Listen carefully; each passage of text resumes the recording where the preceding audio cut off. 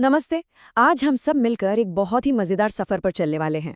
पता है किस चीज का सफर? ये सफर है एक सांस का। जी हाँ, वही सांस जो हम हर पल लेते हैं। हम ये देखेंगे कि ये हवा हमारे शरीर के अंदर जाकर कहाँ कहाँ घूमती है और क्या क्या कमाल करती है। तो फिर चलें इस शानदार यात्रा को शुरू करते हैं। अच्छा, एक बात सोचिए, हम सब दिन रात सोते जागते सांस लेते रहते हैं, पर क्या कभी दिमाग में ये सवाल आया है कि आखिर ये हवा जाती कहाँ है? मतलब जैसे पानी पेट में जाता है, खाना पेट में जाता है, वैसे इस हवा का क्या होता है? आज हम इसी मजेदार पहेली को सुलझाएंगे। ठीक है, तो सबसे पहला, सबसे जरूरी सवाल, हमें सांस लेने की जरूरत ही क्यों पड़ती है?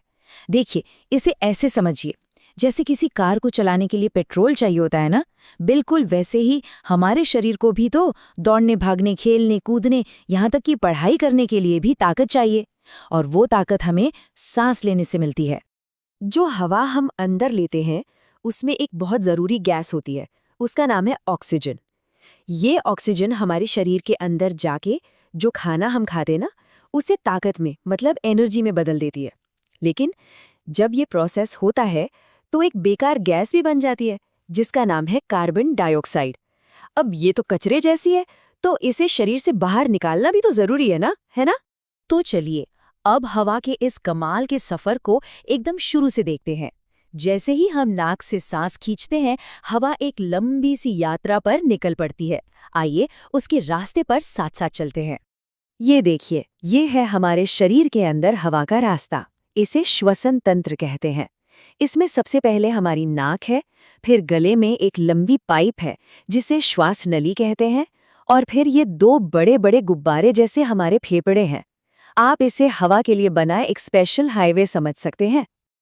अब देखिए, ये जो श्वास नली वाला हाईवे है ना, ये फेफड़ों में पहुंचकर दो छोटी छोटी सड़कों में बट जाता है। इन सड़कों को श्वसनी कहते हैं। एक सड़क जाती है दाईं फेफड़े में और दूसरी बाईं फेफड़े में। मतलब मेन हाईवे से अब हम छोटी छोटी गलियों में जा रहे हैं। और जब हवा इन पतली पतली गलियों से और अंदर जाती है, तो वो अपनी मंजिल पर पहुंच जाती है।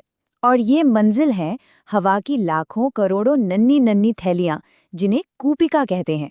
ये बिल्कुल अंगूर के गुच्छे या छोटे छोटे गुब्बारों जैसी दिखती हैं। हवा का पहला स्टॉप यहीं पर है। पर यह हवा अंदर और बाहर जाती कैसे है? बड़ा आसान है। जब हम सांस अंदर खींचते हैं तो हमारी छाती थोड़ी सी फूल जाती है, जिससे फेफड़ों में जगह बनती है और हवा फट से अंदर आ जाती है। और जब हम सांस छोड़ते हैं तो छाती वापस सिकुड़ जाती है और हवा को बाहर धकेल देती है। ये बिल्कुल एक पिचकारी या पंप की तरह काम करता है। अब आता है इस पूरे सफर का सबसे जादुई और सबसे जरूरी हिस्सा। याद है वो छोटी छोटी हवा की थैलियां जिन्हें हमने कूपिका कहा था? बस असली खेल वहीं पर होता है। एक बहुत जरूरी अदला बदली होती है वहां। तो यहाँ होता क्या है? जो ताज़ी हवा से ऑक्सीजन आई थी, वो इन थैलियों से छलांग लगाकर हमारे खून में शामिल हो जाती है। और उसी समय खून में जो बेकार वाली गैस कार्बन डाइऑक्साइड घूम रही होती है, वो खून से निकलकर इन हवा की थैलियों में आ जाती है। ये तो बिल्कुल वैसा ही है जैसे बस स्टॉप पर एक सवारी उतरती है और दूसरी चढ़ जाती है। और पता है ये अदला बदली अपने आप क्यों होती है?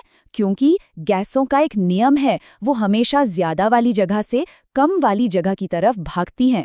देखिए, हवा की थैलियों में ऑक्सीजन ज्यादा है तो वो कम ऑक्सीजन वाले खून में चली जाती है, और खून में कार्बन डाइऑक्साइड ज्यादा है तो वो कम कार्बन डाइऑक्साइड वाली हवा की थैलियों में आ जाती है।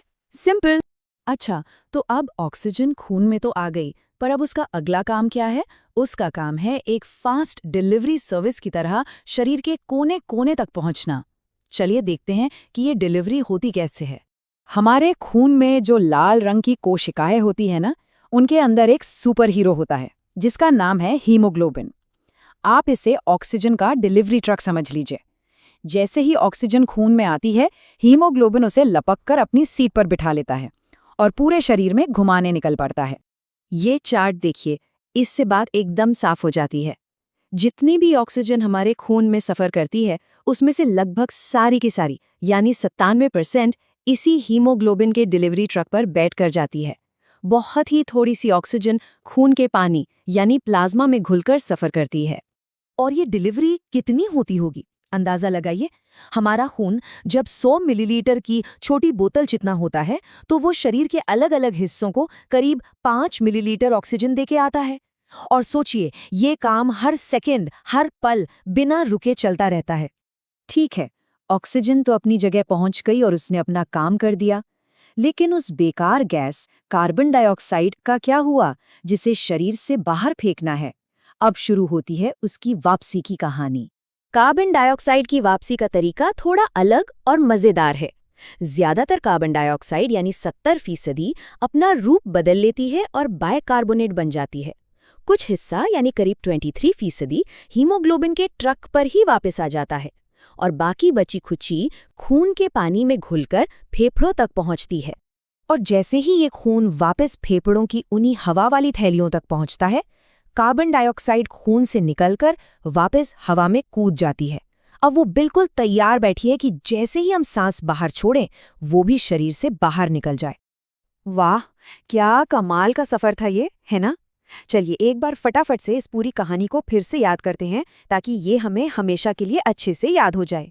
तो ये है पूरा चक्कर। हवा अंदर आई, ऑक्सीजन खून में गई, पूरे शरीर में घूमी, कोशिकाओं को ताकत दी, वहां से बेकार CO2 को उठाया, वापस फेफड़ों में लाई और फिर सांस के साथ उसे बाहर निकाल दिया। कितना स्मार्ट सिस्टम है हमारे शरीर का। और एक मजेदार बात पता है, ये जो पूरा आने जाने का काम है ना, ये 1 मिनट में करीब 12 से 16 बार होता है।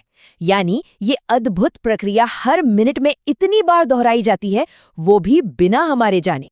तो अगली बार जब एक गहरी सांस लें, तो एक पल के लिए जरूर सोचिएगा, ये सिर्फ हवा का अंदर बाहर जाना नहीं है, ये हमारे शरीर का एक जादू है जो हर पल बिना थके हमें जिंदा और ताकतवर बनाए रखने के लिए काम कर रहा है। सचमुच अद्भुत है ना ये सब।